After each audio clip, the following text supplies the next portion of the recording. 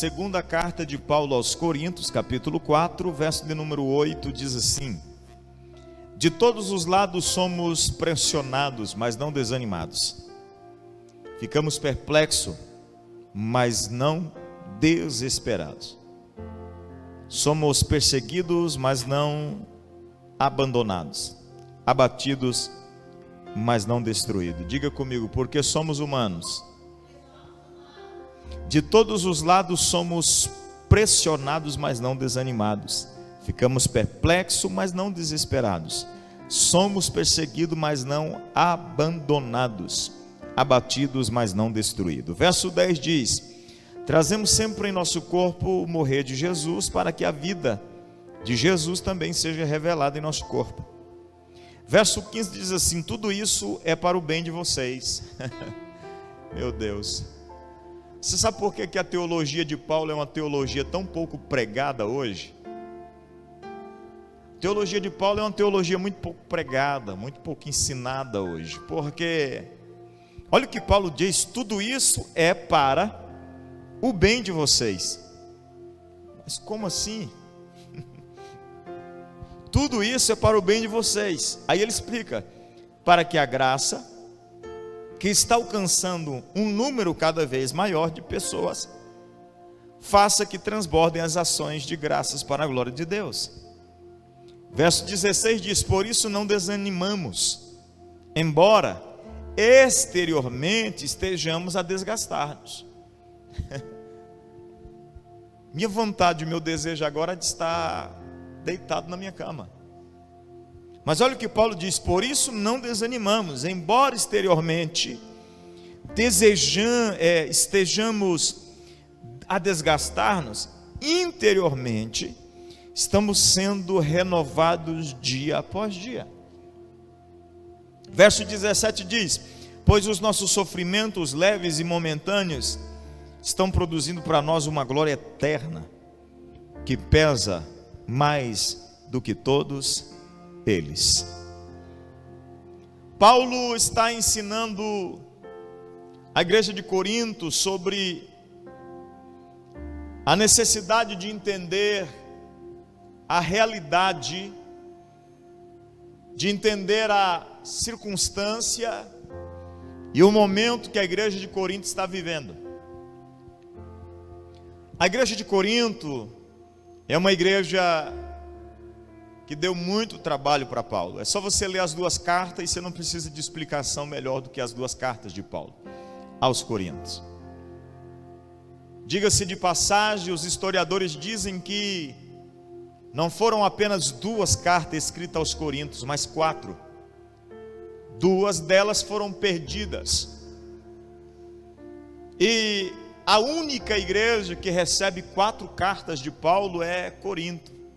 Porque Paulo tem muitos problemas para resolver na igreja de Corinto.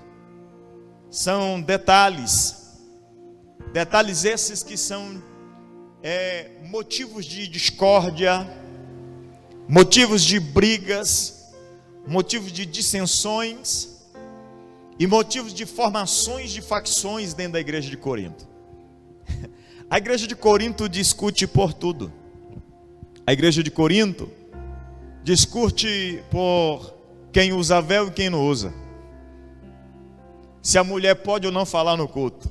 Igreja difícil, irmão. E Paulo sempre escrevendo uma carta para solucionar o problema. A ponto de um dia ele escrever à igreja de Corinto e declarar para a igreja de Corinto assim: eu estou vos escrevendo, estou sendo muito duro agora, para que, tirou meu retorno do meu microfone, para que quando eu for ter convosco, eu não tenha que ser muito duro em palavras. Olha que coisa, Paulo escreve para os coríntios para resolver os seus problemas, as suas circunstâncias, as suas situações, e Paulo de repente tem que compreender que preferia estar escrevendo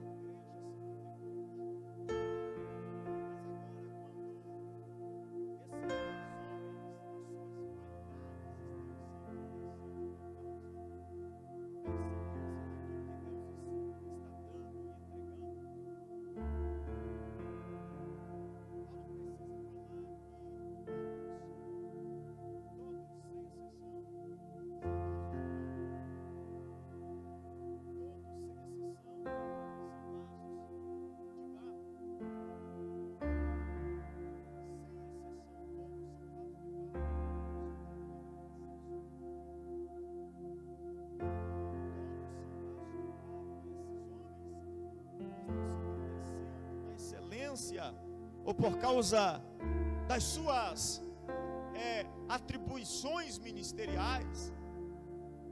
Paulo está dizendo para ele: vocês não são mais especiais do que ninguém. Todos carregam um tesouro, porém todos são vasos de barro. Paulo fala que esses tesouros foram dados para que nós nos tornemos portadores daquilo que Deus tem para a humanidade. Mas para ser portador daquilo que Deus tem para a humanidade, nós precisamos compreender, em nome de Jesus Cristo, que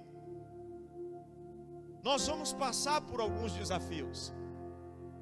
Para ser portador de bênção para as vidas, nós precisamos entender que vamos ser, algumas vezes, como Paulo disse aqui, pressionados. Algumas vezes iremos ser perplexos, ficaremos perplexos. Algumas vezes seremos perseguidos. Outras vezes seremos abandonados. Mas sempre por um propósito. Ele destaca a importância de entender que todos, ainda que pressionados, nunca serão desanimados. Ainda que ficarem perplexos, não ficarão desesperados. Ainda que perseguidos, mas não abandonados. Ainda que abatidos, não destruídos. Porque nós trazemos em nós as marcas de Cristo. E são essas marcas de Cristo que testemunham o Evangelho. São essas marcas de superação, são essas marcas de rompimento, são essas marcas de resiliência que testemunham o Deus que nós servimos. O fato é que Paulo está dizendo para a igreja de Corinto: ninguém é mais importante que ninguém, todos são vasos de barro, carrega tesouros que não são seus, mas esses tesouros trazem consequências, trazem um peso, mas esse peso tem um propósito: alcançar pessoas para o reino de Cristo. Ele diz lá no verso 15: tudo isso é para o bem de vocês, para que a graça,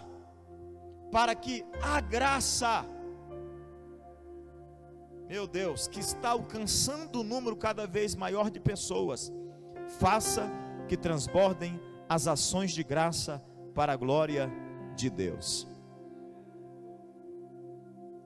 Nós estamos sendo preparados para algo grandioso.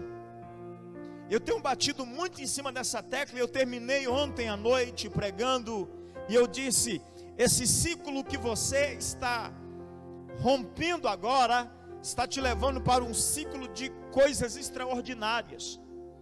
Esse ciclo que você está rompendo hoje está te levando para um ciclo de coisas exponenciais. O fato é que nós não entendemos que existem ciclos, e ciclos que precisam ser vencidos, rompidos, para nós podermos viver um novo ciclo. Eu disse ontem que é impossível viver um novo ciclo sem antes você vencer ou superar os ciclos anteriores. A Bíblia é cheia de exemplos disso, e eu mencionei sobre a Cabala. A Cabala é um livro judaico que fala sobre números. Os judeus, eles acreditam muito em números. E você vai olhar a Bíblia Sagrada, toda ela tem significados. Por exemplo, o número 40. 40 significa transição para algo novo. Você vai ver no dilúvio chovendo 40 dias e 40 noites. Você vai ver Moisés vivendo 3 ciclos de 40 anos. 40 anos no Egito, 40 anos no deserto pastoreando ovelha, e 40 anos conduzindo o povo pelo deserto. Você vai ver os espias sendo enviados e ficando 40 dias em Jericó. Você vai ver eles retornando desanimados, e Deus estabelecendo um período de transição de 40 anos de peregrinação. Você vai olhar para a Bíblia, você vai ver também Jesus, antes de iniciar o seu ministério, antes de começar algo sublime e extraordinário, porque ele passou 18 anos no anonimato. Jesus tem 12 anos, quando está no templo discutindo com os judeus, os mestres rabinos e todos impressionados, e aí de repente ele some do cenário, só aparece com 30 anos de novo. Mas antes que ele inicie um período extraordinário na sua vida, ele se isola por 40 dias no deserto para jejuar. Diga comigo, em todas as áreas da nossa vida existe um período de transição. Só que nós temos dificuldade de suportar períodos de transição, porque os períodos de transição faz o que Paulo disse. Nós somos pressionados, nós ficamos perplexos. Meu Deus, nós somos perseguidos e muitas vezes abandonados. Paulo fala que esses períodos de transição têm um propósito, para revelar a graça de Cristo. Porque quando Deus me leva, pastor Cristiano, para um novo nível, para um novo ciclo, para uma nova oportunidade, para um novo recomeço, Ele precisa me preparar para isso. Eu não estou dizendo aqui que existe um poder sobrenatural e místico em números. Eu não sou numerólogo, mas eu entendo que quando a Bíblia Sagrada me mostra alguns pontos importantes, como esses que eu citei para vocês, como por exemplo o número 40, que tem um significado muito grande na Bíblia de transição, de sair de um ciclo para viver um novo ciclo, de sair de um período para viver um novo período, de sair de um nível para viver um novo nível. Eu estou dizendo para você que esses períodos de transição nos preparam para o que Deus tem reservado para nós. Se nós não entendermos isso, nós iremos fracassar, nós iremos desistir e nós iremos recuar muito facilmente. C.S. Lewis, esta palavra foi que me impulsionou a pregar esta mensagem nesta noite. C.S. Lewis diz assim: dificuldades preparam pessoas comuns para destinos extraordinários. Repito, dificuldades preparam pessoas comuns para destinos extraordinários. Quem lembra de José? José é o mais novo da casa, exceto Benjamim, que era ainda muito tenro em idade. José, amado pelo seu pai, muito bem protegido pelo seu pai, um dia manda ele ir ver o que os irmãos estavam fazendo em Dotã, quando eles pastoreavam as ovelhas. E a Bíblia Sagrada diz que quando José chega em Dotã, os irmãos dizem: lá vem um sonhador, vamos matá-lo. E às vezes nós olhamos para isso e ficamos: meu Deus, que pena de José. Diga para quem está perto de você, era o período de transição. Era o período de transição. Mas percebe o quanto que é difícil entendermos? Consegue compreender o quanto nós temos dificuldade de compreender períodos de transição? Que a Bíblia Sagrada diz que pegaram José, jogaram José dentro de um poço. O irmão mais velho diz: não vamos matá-lo, nós vamos vendê-lo. E a Bíblia diz que passa uma caravana de ismaelita, e quando passa a caravana de ismaelita, eles vendem o irmão como escravo. Mentem para o pai, pega a túnica de José, mata um animal, derrama sangue e chega no pai dizendo: pai, um animal feroz, uma besta fera comeu o nosso irmão, estraçalhou. E a Bíblia diz que Jacó chora. Jacó fica totalmente em luto por causa da morte do seu filho José. Mas entenda isso aqui para você entender que é necessário romper esse processo de transição. Toda transição gera dor. Entenda isso.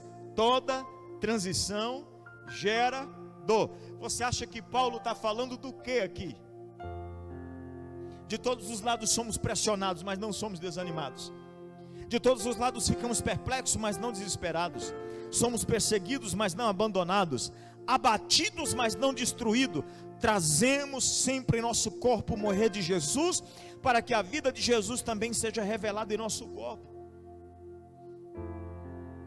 O que Paulo está dizendo é: existe uma dor gerada nos processos de transição, mas são essas dores que te tornarão mais forte, porque dificuldades preparam pessoas comuns para destinos extraordinários. José era apenas um menino, era apenas um jovem protegido pelo pai, que é expulso de casa pelos irmãos, rejeitado pelos seus irmãos, vendido como escravo, e passa aproximadamente 13 anos no Egito, servindo como escravo, até que Deus cumpra a sua promessa. Mas sabe qual que é a segunda coisa que eu aprendo? Porque Paulo diz assim, ó: nós somos pressionados, mas não desanimados. É que existe uma esperança no processo de transição. Qual é a esperança? A esperança de que eu estou indo para um nível maior. Deus está levando-me para um lugar melhor. Esse foi o entendimento que José teve durante toda a sua vida. 13 anos remoendo a ideia de que tinha sido rejeitado, de que tinha sido vendido, de que os irmãos o odiavam, de que o pai não teve a mínima preocupação de procurá-lo. Percebe-se no texto que o pai recebe a notícia e simplesmente acredita. Meu filho foi devorado por uma besta fera, pronto, morreu. E é esse sentimento que José carrega por 13 anos. Um dia José é acusado. Olha o que Paulo diz: nós somos perseguidos, mas não somos abandonados. Está na casa de Potifar, a mulher de Potifar olha para ele, se interessa por ele, diz: deita-te comigo. Ele diz não, e ela levanta uma falsa acusação e um falso testemunho contra José, e José é mandado para dentro da prisão. Diga comigo: todo processo de transição causa dor.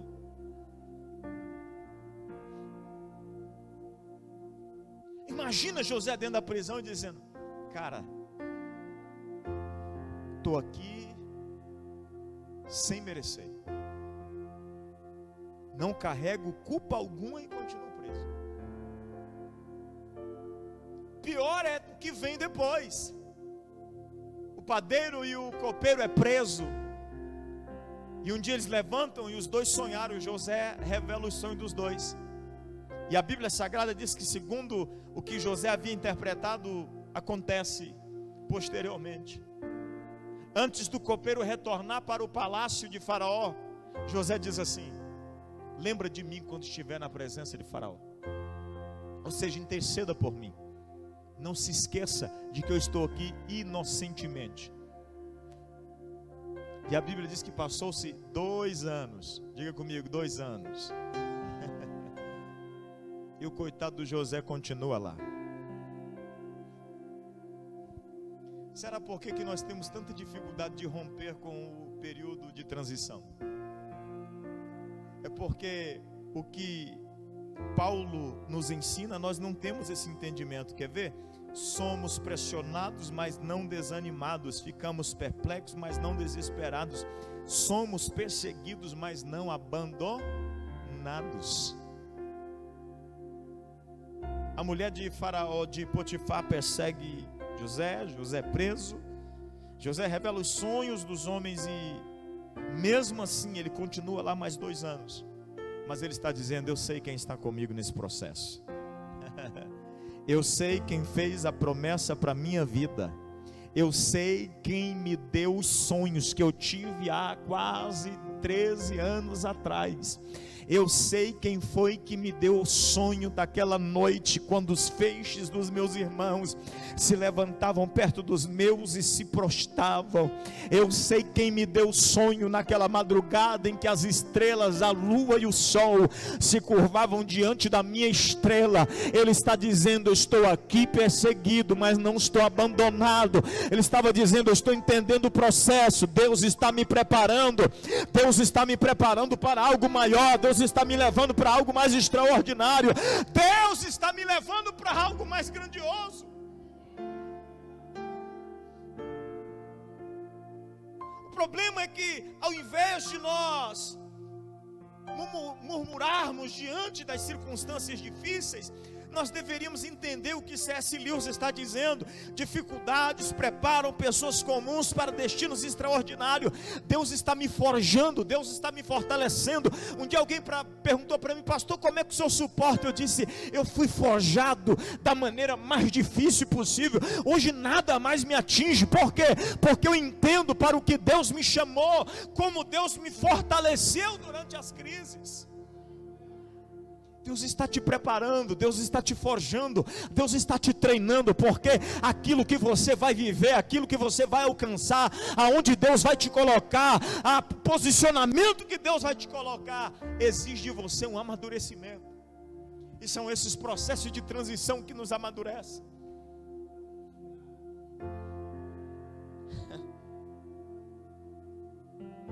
Pastor Reverendo Hernandes Dias Lopes diz: se José tivesse ido para o palácio de Faraó, assim que o copeiro retornou, ele seria apenas um lavador de pratos. Mas ele soube esperar mais 2 anos para que o seu processo de transição fosse completo. E em 2 anos, Deus construiu a rampa do palácio para José subir como governador. Não antecipe os processos de Deus na sua vida. Apenas entenda que por mais que haja dificuldade, que por mais que haja resistência, que por mais que haja oposição, Deus está preparando uma rampa para você subir e você chegar aonde Ele prometeu. Se você antecipa o processo, você pode não viver aquilo que Deus já estabeleceu para a sua vida. Quem está entendendo? Isso é forte, irmão. Eu não preparei nada. Eu fiz algumas anotações rápidas aqui que Deus me deu essa mensagem agora há pouco antes do culto. Dificuldades preparam pessoas comuns para destinos extraordinários. Dificuldades preparam pessoas comuns para destinos extraordinários. Grava essa frase. Quando a dificuldade bater na sua porta, diz: estou sendo preparado para algo tão grande. Vai valer a pena. Vai valer a pena. Esses períodos de transição causam em nós angústias. Vocês já leram os Salmos de Davi? Davi escreve aproximadamente 90 e poucos salmos só. Dos 150 ali, corrijo, 70 e poucos salmos. Dos 150 é registrado ali. Pouco mais da metade é de Davi. Se você lê os salmos de Davi, você acha que Davi é um vitimista. Você pensa que Davi está se vitimizando. Mas quando você começa a estudar a história de Davi, você vai lendo crônicas, a perseguição de Saul com Davi, você vai vendo a perseguição depois do reino com seu filho Absalão, você vai percebendo que tudo aquilo que Davi está fazendo é abrindo o coração e dizendo: estou entendendo que tudo que estou vivendo é um processo, é uma preparação, é uma transição para o maior de Deus sobre a minha vida. Ele está dizendo: eu sinto dor, eu sinto angústia, eu sinto abandono, eu sinto desprezo, eu sinto perseguição, eu sinto tudo isso, mas eu entendo uma coisa: Deus está me forjando para algo extraordinário.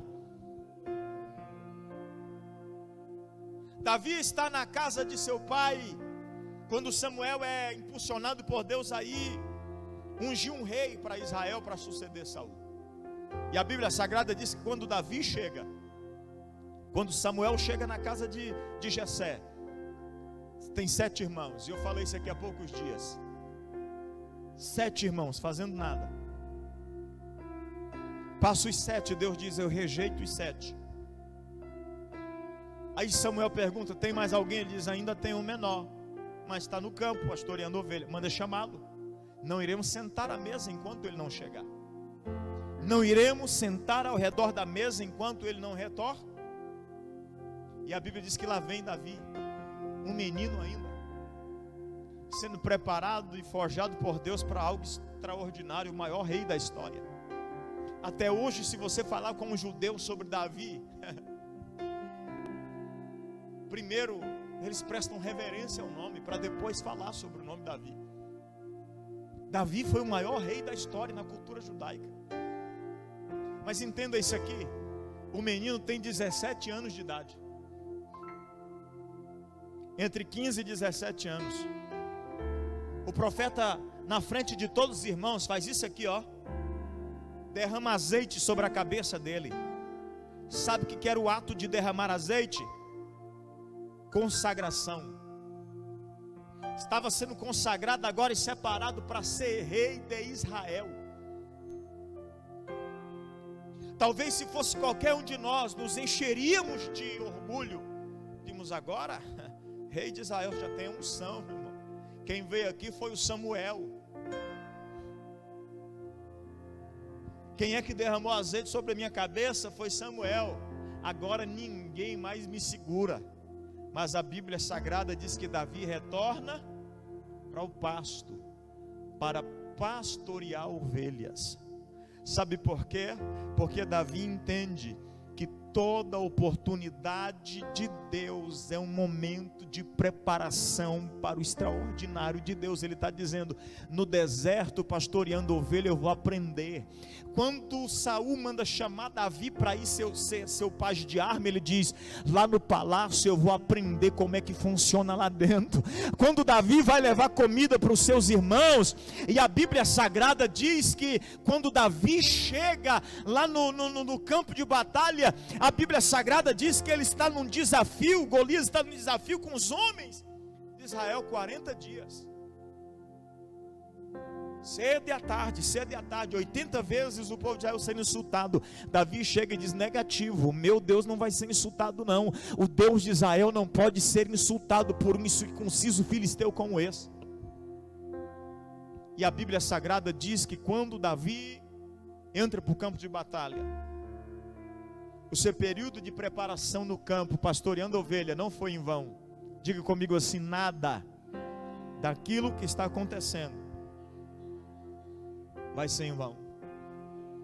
Você vai extrair uma lição de cada circunstância, de cada situação, porque existe um propósito de Deus para tudo aquilo que você está vivendo.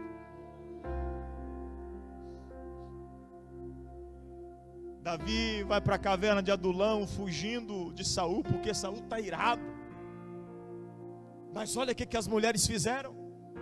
Começaram a escrever uma canção, e na canção, olha o trecho da canção: Saul matou seus milhares, Davi seus 10 milhares. Desperta ciúme. Processo de transição de Deus na nossa vida desperta ciúme, inveja em outras pessoas. É por isso que você tem que viver o seu processo de transição entendendo que a oposição, ela é muito grande.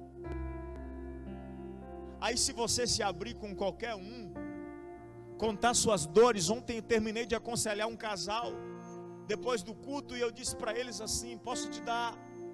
Ele me perguntou: pastor, qual o segredo para um casamento feliz? Eu disse: procure as pessoas certas para falar sobre o seu relacionamento.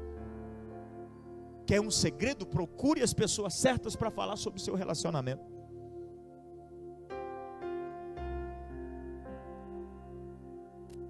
Tem vezes que nós precisamos entender que Deus está trabalhando na nossa vida.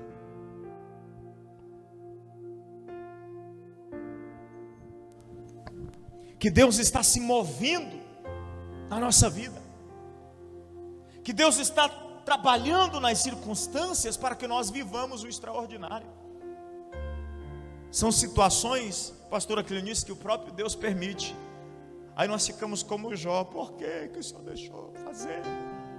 Quem foi Jó antes do período de transição? Um homem rico. Quem foi Jó depois do período de transição? Um homem super rico. Diga comigo, antes da transição ele era rico. Depois da transição ele se tornou milionário. Porque a Bíblia diz que Deus deu em dobro. Porque quem suporta o processo de transição recebe de Deus em dobro tudo aquilo que Ele tem prometido para a nossa vida. Diga comigo, eu estou sendo preparado para algo muito grande. Eu estou sendo preparado para algo muito grande. Entender isso vai fazer toda a diferença. Por quê, pastor? Porque me ajudará a romper os processos, me ajudará a romper os ciclos, me ajudará a vencer esses processos que Deus está criando para que eu possa ser forjado, para que eu possa ser preparado. Quando Davi chega no campo de batalha, eu falei isso aqui a semana passada, a Bíblia Sagrada diz que Saul olha para ele e diz: você não tem experiência alguma. Davi olha para Saul e diz assim: engano seu. Nunca lutei com espada e escudo, mas com leão, já fui no braço, no punho. Ele está dizendo: eu fui forjado lá no campo de batalha. Eu fui preparado lá no pasto, pastoreando as ovelhas de meu pai. Eu fui preparado, eu fui treinado quando eu estava pastoreando as ovelhas de meu pai para viver o extraordinário de Deus. Eu não vou perder a oportunidade onde Deus está querendo me colocar agora, porque é aquela luta que aparentemente Davi seria massacrado e seria morto, é que promoveu o nome de Davi dentro do reino.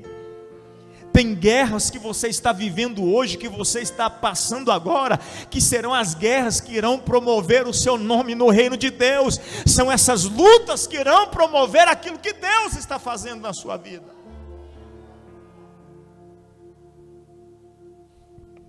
De todos os lados somos pressionados, mas não desanimados. Ficamos perplexos, mas não desesperados. Somos perseguidos, mas não abandonados. Abatidos, mas nunca destruídos. Trazemos sempre em nosso corpo o morrer de Jesus, para que a vida de Jesus também seja revelada em nosso corpo. Meu Deus. Ao verso 15: tudo isso é para o bem de vocês. Tudo isso é para o bem de vocês, para que a graça, que está alcançando um número cada vez maior de pessoas, faça que transbordem as ações de graça para a glória de Deus. Verso 16, e esta palavra é para mim e para você nesta noite. Por favor, se coloque de pé.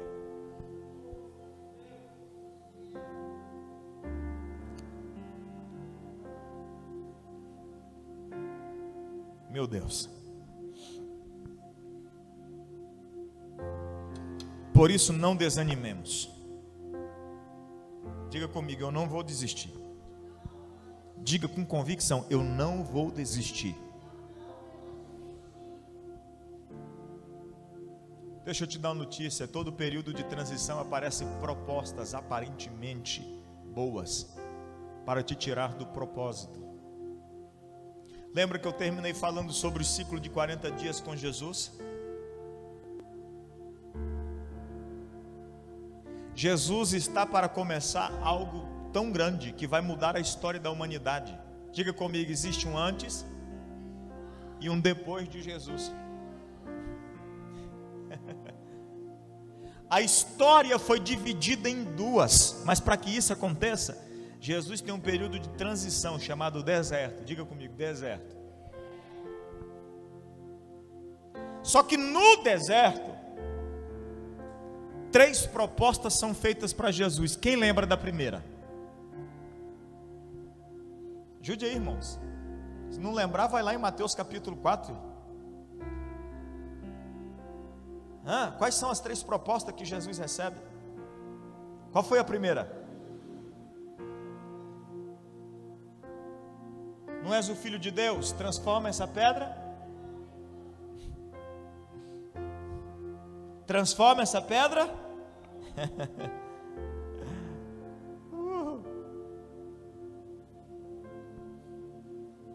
Transforma essas pedras em... Onde é que ele tocou, irmão? Na ferida. Se uma coisa que Jesus tinha convicção é que ele era o Filho, Mas por quê, pastor? Só porque ele desceu do céu? Não, porque o próprio Deus falou quando ele terminou de ser batizado há 40 dias atrás. Ele entra no Jordão e quando ele termina de sair do mergulho, a Bíblia diz que o céu abre. Um espírito se revela na forma corpórea de uma pomba e uma voz brada do céu dizendo: esse é meu filho amado, em quem eu tenho prazer.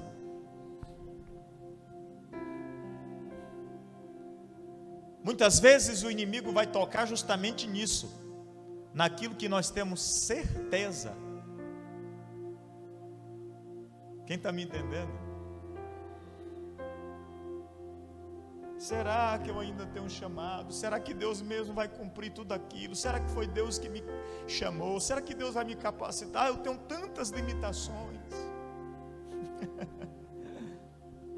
O inimigo vai tocar bem naquilo que você já tem certeza, porque ele quer te estimular a desistir da certeza que Deus já te deu.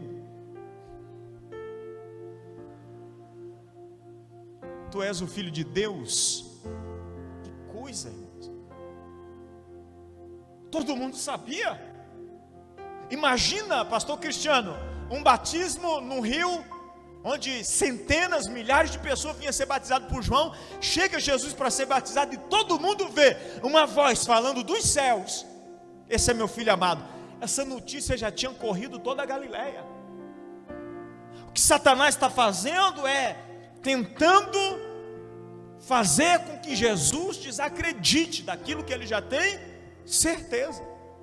Todo o processo de transição vai fazer isso com você. Quem aqui nunca perguntou: será que as promessas vai cumprir mesmo?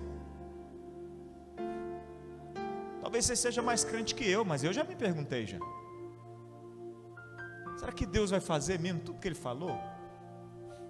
Porque os processos de transição fazem isso com a gente. Nós somos desafiados na área em que nós já temos certeza. Segundo desafio, você lembra? Segunda tentativa do inimigo de fazer com que Jesus desacredite. Como? Satanás pega e leva Jesus no cume do templo, pináculo do templo. Era a torre, a parte mais alta da cidade. E de lá ele olha tudo, pastor Cristiano. Está vendo aí tudinho? Aí ele diz assim: você não é o filho de Deus? De novo, pula daqui, porque está escrito: ele dará ordem aos anjos a seu respeito.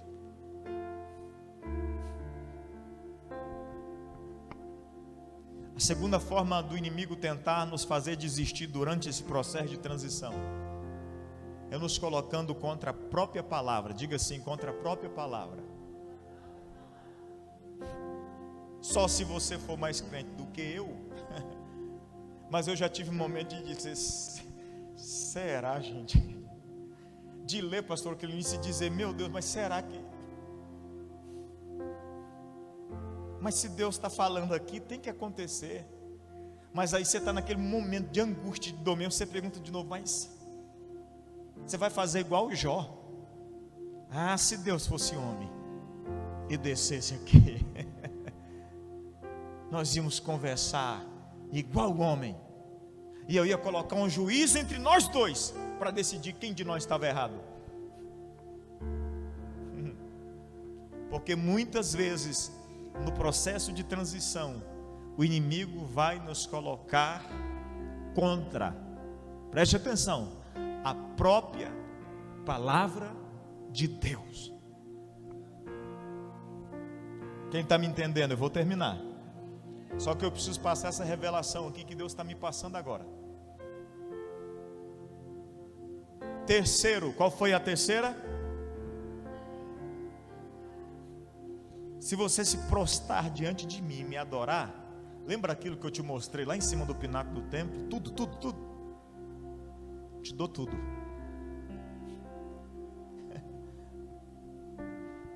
Meu Deus. Aí você vai pensar: propósito, desânimos, perplexidade, perseguição. Não, acho que eu vou trocar. Porque em todo processo de transição, o inimigo vai oferecer algo aparentemente maior do que aquilo que Deus está fazendo na sua vida. Você está aqui 40 dias jejuando, orando e está se entregando tanto, está fazendo. Isso aí não veio na sua cabeça não, né? Só eu. Não preciso aceitar Jesus de novo. Você ora, você jejuma, você dizima, você oferta, olha a luta que você está vivendo.